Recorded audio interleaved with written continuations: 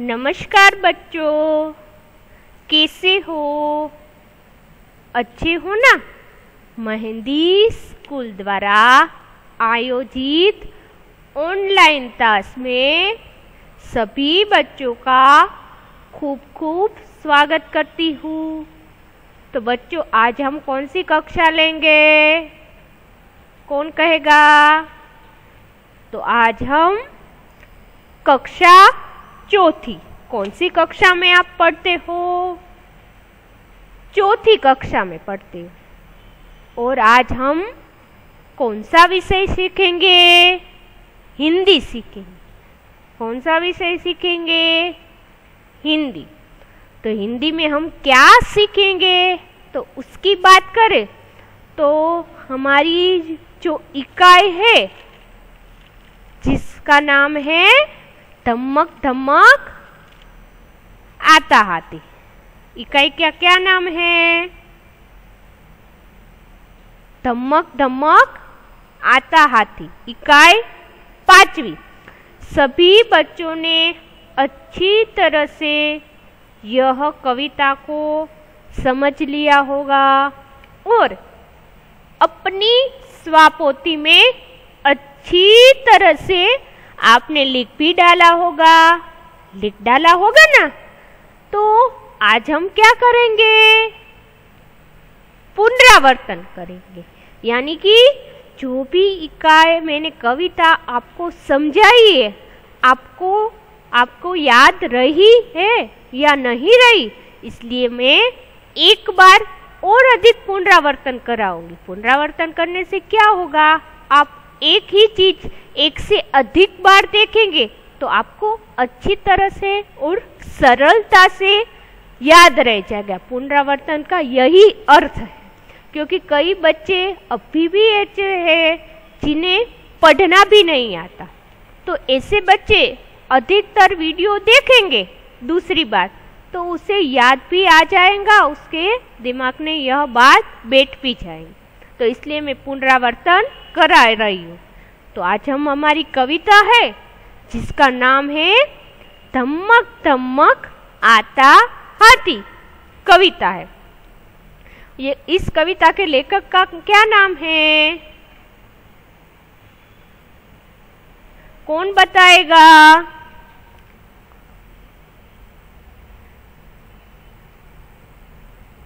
इस कविता के लेखक का नाम प्रयोग शुक्ल है। यह कविता के लेखक का नाम प्रयोग शुक्ल है।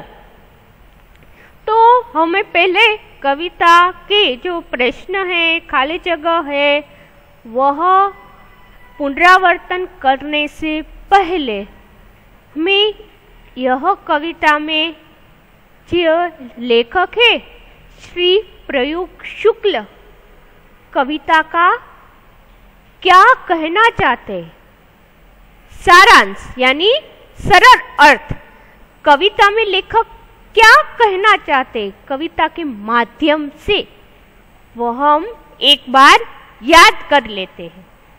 तो सभी बच्चों को एक बार पढ़ना है। क्या करना है? पढ़ना है। पढ़ो तो बच्चों।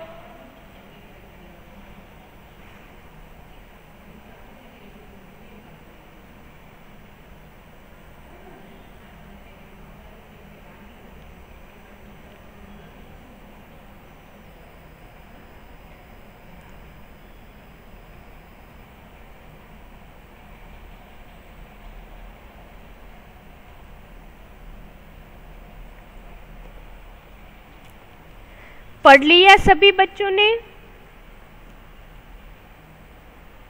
Very good. तो यह कविता प्रयोग शुक्ल की है, धम्मक धम्मक आता हाथी। यह हाथी के आधारित यह कविता की रचना की गई है। इसके लेखक प्रयोग शुक्ल ने जो हाथी की जो क्रिया है उसका वर्णन और उसका चित्रण कविता के माध्यम से करा है। और हाथी कविता में लिखा है कि क्या क्या करता है, किस प्रकार क्रिया करता है, किस प्रकार चलता है, किस प्रकार अपनी सूंड हिलाता है, किस प्रकार केले खाता है, आदि चीजों का उल्लेख यह कविता में किया गया है। तो हमें कविता का जो सरल अर्थ है वह हम एक बार फिर से उसका पुनरावर्तन करेंगे। आप सभी को तो कविता अच्छी तरह से समझ में आ चुकी होगी और एक बार हम उसका पुनरावर्तन करेंगे। तो यहाँ पर लिखा है बच्चों, कविता का सरल अर्थ। यहाँ पर पहली लाइन में लिखा है कि हाथी है वह धमक धम करता हुआ आता है और जाता यानी कि चलता है। तो यहाँ पर हाथी की जो चलने की बात है वह जो लेखक है प्रयोग शुक्ल ने बहुत अच्छी तरह से व्यक्त किया है कि हाथी है वह धम धम करता हुआ आता है और जाता यानी कि चलता है। सभी बच्चों ने हाथी कई बच्चों ने देखे होंगे और कई बच्चों ने नहीं देखे होंगे। आपने प्राणी संग्रहालय में, फिर आप मेले में, सर्कस में गए होंगे तो यहाँ पर आपको हाथी देखने को मिलेंगे। तो हाथी का जो वजन है वह बहुत होता है। तो हाथी किस प्रकार चलता है उसकी बात प्रयोग शुक्ल ने की है। यहाँ पर लिखा है कि हाथी दम दम करता हुआ आता और जाता है। कविता में चित्र भी दिया हुआ है हाथी का कि हाथी दम दम करता हुआ आता और जाता है। उसका शरीर का वजन अधिक होने के कारण वह धम धम वह जमीन पर जब हाथी पैर रखता है तब धम धम प्रकार की आवाज करता हुआ चलता है। इसलिए यहाँ पर धम धम का उल्लेख किया हुआ है कि हाथी धम धम करता हुआ आता और जाता है। दूसरी बात देखिए कविता में कि हाथी अपनी सूंड उठाता और गिराता है। हाथी तो सभी बच्चों ने, कई बच्चों ने देखे होंगे प्राणी संग्रहालय में, तब आप घूमने गए होंगे अपनी माता के साथ, अपने पिता के साथ, और आपके स्कूल में प्रवास में भी कई बच्चे जो गिर का जो होता है जूनागढ़ में जो शक्कर बाग, यहाँ पर भी आपने देखे होंगे। तो हाथी है वह अपनी सूंड उठाता और गिराता है।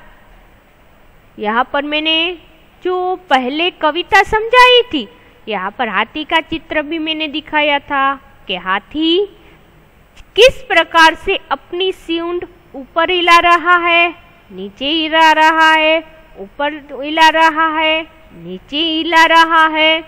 तो हाथी अपनी सूंड है उठाता और गिराता है। क्या करता है? अपनी सूंड उठाता और गिराता है। वह अपनी सूंड हिलाता और घुमाता भी है। हाथी अपनी जो सूंड होती है अधिक बार क्या करता है, वो उठाता है और फिर क्या करता है, गिराता है और हिलाता भी है और सूंड को ऐसे घुमाता भी है।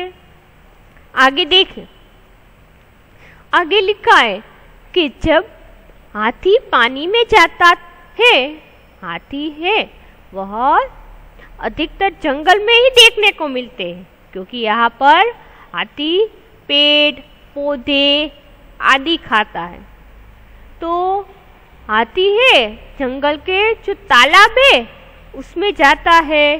तो तो यहाँ पर लिखा है कि जब हाथी पानी में जाता है तो वह सूंड भर भर कर नहाता है। तो यहाँ पर हाथी है अपनी सूंड में क्या करता है कि वह पानी है तालाब से वह सूंड के अंदर डालता है। फिर वह हाथी अपनी जो सूंड है सूंड वह ऊंची करता है, फिर अपने शरीर के ऊपर वह सारा पानी डालता है। इस प्रकार हाथी है वह क्या करता है, नहाता है। क्या करता है बच्चों, नहाता है। हाथी अपनी सूंड के माध्यम से वह नहाता है कि सूंड के अंदर पानी भरकर वह पानी सारा अपने शरीर पर डालता है। फिर देखिए कि हाथी किसी को नहीं बताता कि वह कितने केले खाता है, क्योंकि हाथी का शरीर देखा होगा कितना भारी होता है ना, उसका वजन भी कितना होता है। अगर कोई छोटा बच्चा है इसके पैर के नीचे आ जाए तो वह दब जाता है। इस प्रकार हाथी का वजन बहुत होता है। इस प्रकार उसके जो खुराक होता है खाने में, जंगल में केले आदि फल, वह कितने सारे केले खाता है। यहाँ पर कविता के माध्यम से बच्चों यह कवि ने व्यक्त किया है कि हाथी है वह कितने सारे केले खाता है। यह कितने सारे, इसलिए उसकी जो संख्या है वह नहीं दर्शाई गई है कि हाथी है वह कितने केले खाता है, यह हाथी नहीं बतलाता है। तो कविता का जो सरल अर्थ है हम एक बार और पढ़ लेते हैं, फिर हम दूसरे पुनरावर्तन की शुरुआत करते हैं। यहाँ पर कविता का सरल अर्थ है कि हाथी की पहले क्रिया का वर्णन किया है कि हाथी धम धम करता हुआ आता और जाता है। हाथी अपनी सूंड उठाता और गिराता है। वह अपनी सूंड हिलाता और घुमाता भी है। जब हाथी पानी में जाता है तो सूंड भर भर कर नहाता है। हाथी किसी को नहीं बताता कि वह कितने केले खाता है। तो कविता का सरल अर्थ है आपको अच्छी तरह से याद रह गया होगा ना। तो आगे पुनरावर्तन की तरफ आगे बढ़ते हैं बच्चों।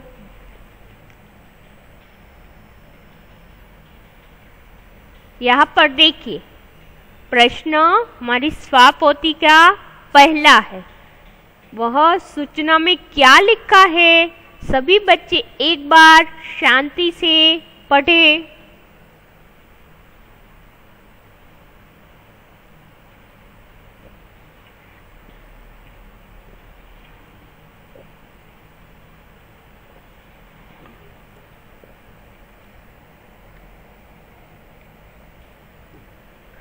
पढ़ लिया सभी बच्चों ने? क्या लिखा है कि कोष्टक में से उचित शब्द चुनकर खाली जगह में लिखिए। यहाँ पर मैंने खाली जगह में बच्चों उत्तर नहीं लिखे। इसका क्या कारण हो सकता है कि मैंने एक बार आपको खाली जगह है अच्छी तरह से उत्तर के साथ समझा दी है ना। तो आपको अभी तो याद ही होनी चाहिए, क्योंकि अभी हम पुनरावर्तन कर रहे हैं। याद है ना सभी को? पूछती हूँ सभी बच्चों को, इसलिए इसमें मैं उत्तर नहीं लिखे हैं। यहाँ पर हम पहली खाली जगह की ओर जाते हैं। इसमें क्या लिखा है बच्चों? पढ़ो तो। यहाँ पर ऑप्शन में उत्तर लिखे हैं और यहाँ पर आपको सिर्फ उत्तर ही लिखने। तो पहली खाली जगह पढ़ो तो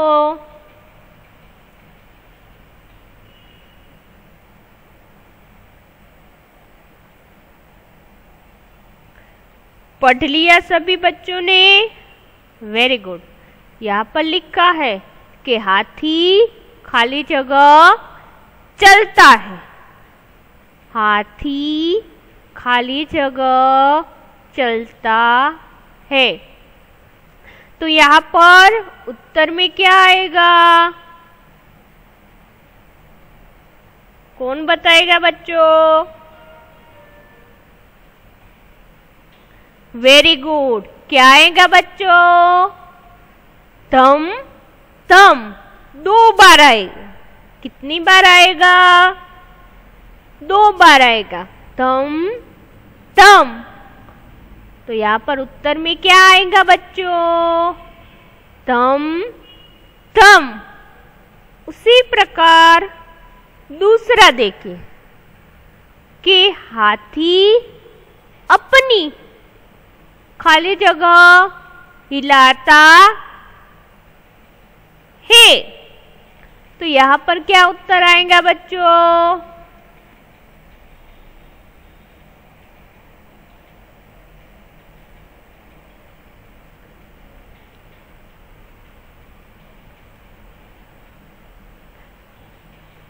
सूंड आएगा। क्या आएगा बच्चों? सूंड आएगा। तो हाथी अपनी सूंड हिलाता है। कई बच्चे पूछ भी लगते हैं, लेकिन पूछ ऑप्शन में नहीं, यहाँ पर सूंड ही लिखना है कि हाथी अपनी सूंड हिलाता है।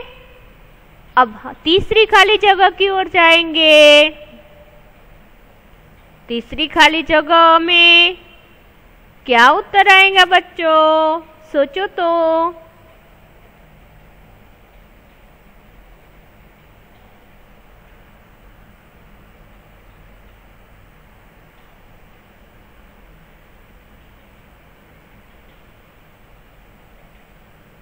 सोच लिया सभी बच्चों ने?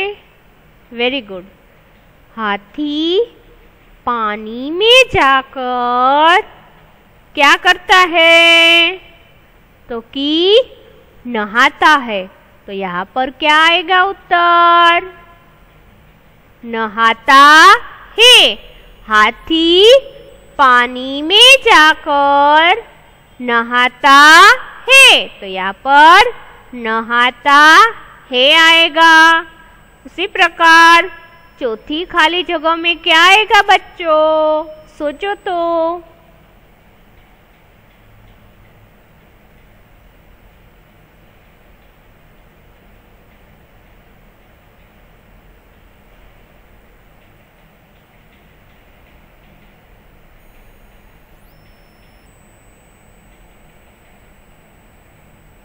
सोच लिया सभी बच्चों ने कि हाथी खाली जगह केले खाता है।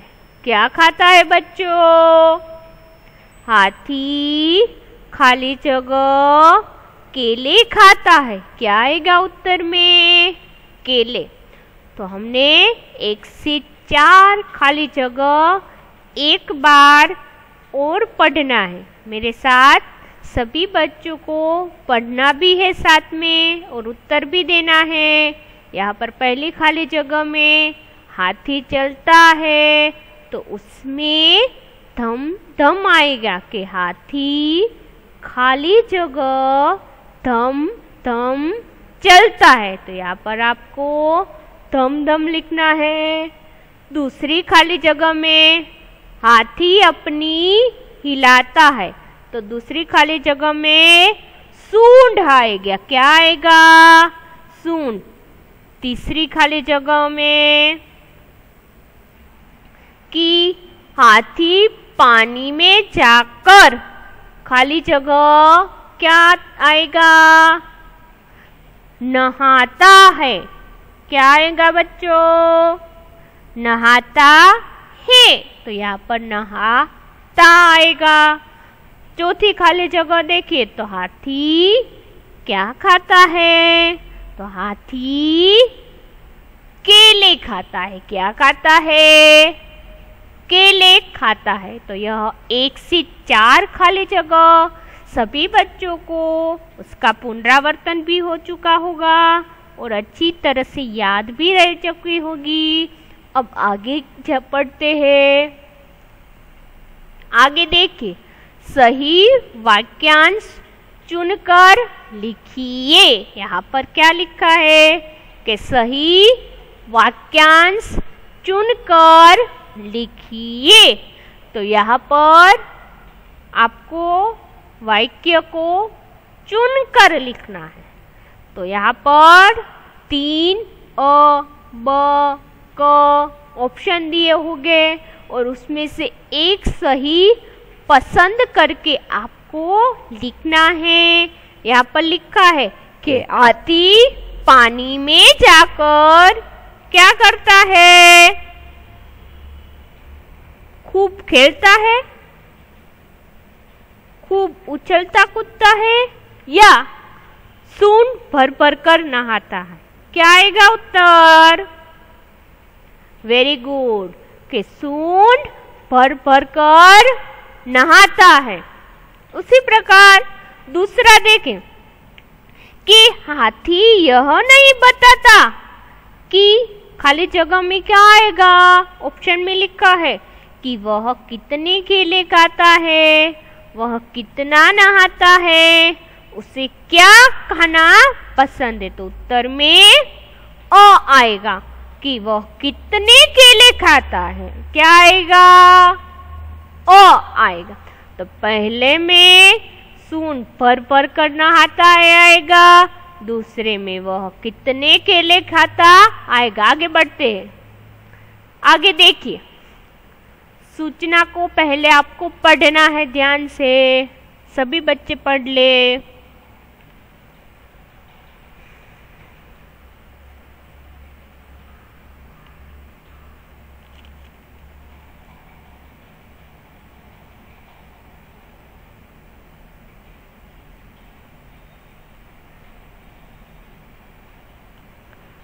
पढ़ लिया सभी बच्चों ने? तो यहाँ पर सूचना में लिखा है कि सही विधान के सामने सही का चिन्ह और गलत विधान के सामने गलत का चिन्ह कीजिए। यहाँ पर जो विधान है वह कविता के अनुरूप है, तो सही के सामने सही की निशानी और गलत के सामने गलत की निशानी करनी है। तो पहले विधान की तरफ बढ़ते हैं। पहले विधान में लिखा है कि हाथी की 2 सूंड होती है। 2 सूंड होती है बच्चों, सोचो तो।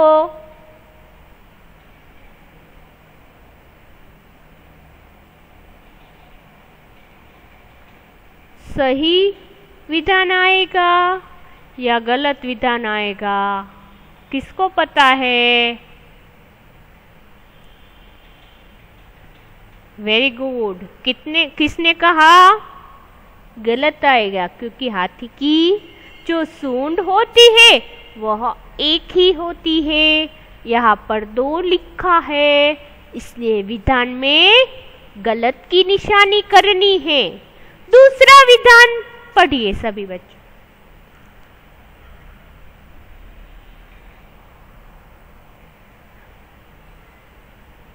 कि हाथी के 3 दांत होते हैं। किसी ने हाथी देखा है?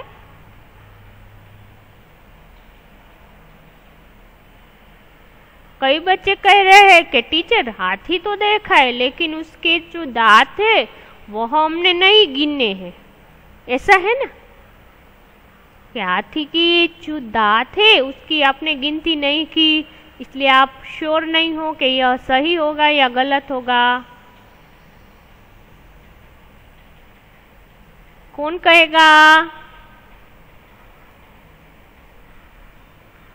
वेरी गुड, यह गलत होगा, क्योंकि हाथी के 3 दांत नहीं, हाथी के अधिक दांत होते हैं, लेकिन यहाँ पर उसकी संख्या नहीं दर्शाई है, यहाँ पर 3 लिखा है, इसलिए गलत आएगा। उसी प्रकार तीसरा वाक्य पढ़िए।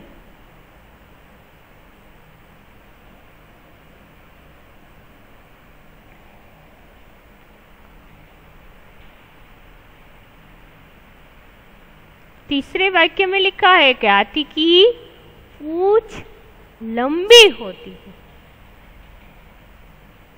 हमने चित्र में दिखाया हुआ था, तो आप सोचो तो सभी बच्चे, सोचने का समय इसलिए दे रही हूँ ताकि आपको याद रहे। आप ऐसा नहीं करना कि स्वापोती में से देखकर मैं आपको उत्तर आप मुझे दो। आपको सोचने का समय इसलिए दे रही हूँ ताकि मैंने वीडियो आपने देखा है, आपको याद रहा है या नहीं रहा, इसलिए मैं आपको सोचने का समय दे रही हूँ। सोच लिया? Very good. कि हाथी की पूंछ लंबी होती है, तो हाथी की यहाँ पर लंबी नहीं होती, हाथी की जो पूंछ होती है वह छोटी होती है। कैसी होती है? छोटी होती है। तो यहाँ पर हाथी की पूंछ कैसी होती है? छोटी होती है। यहाँ पर लंबी लिखा है, तो यहाँ पर क्या आएगा? गलत आएगा, गलत की निशानी। उसी प्रकार आगे देखिए।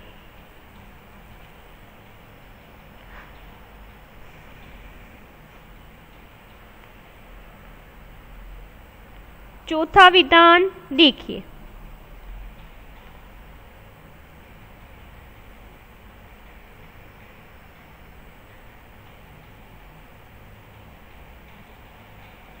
सभी ने पढ़ लिया? Very good. हाथी की सूंड छोटी होती है। हाथी की पहले पूंछ की बात की थी, अब सूंड की बात की है कि हाथी की जो सूंड होती है वह छोटी होती है। छोटी होती है बच्चों, सोचो तो।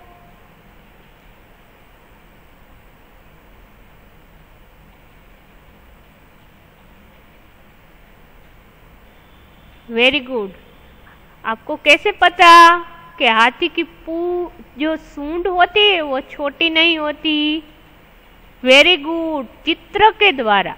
चित्र में देखा था ना कि हाथी की जो सूंड होती है वह लंबी होती है और यहाँ पर छोटी लिखा है, इसलिए सभी बच्चे समझ चुके होंगे। तो यहाँ पर जो विधान है वह गलत आएगा, तो यहाँ पर गलत आएगा।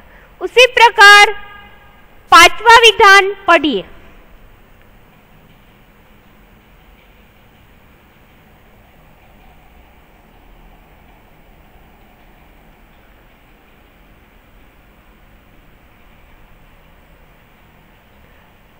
पढ़ लिया सभी बच्चों ने? Very good. यहाँ पर लिखा है कि हाथी अपनी सूंड हिला नहीं सकता। हाथी अपनी सूंड हिला नहीं सकता। यह सही विधान आएगा या गलत आएगा?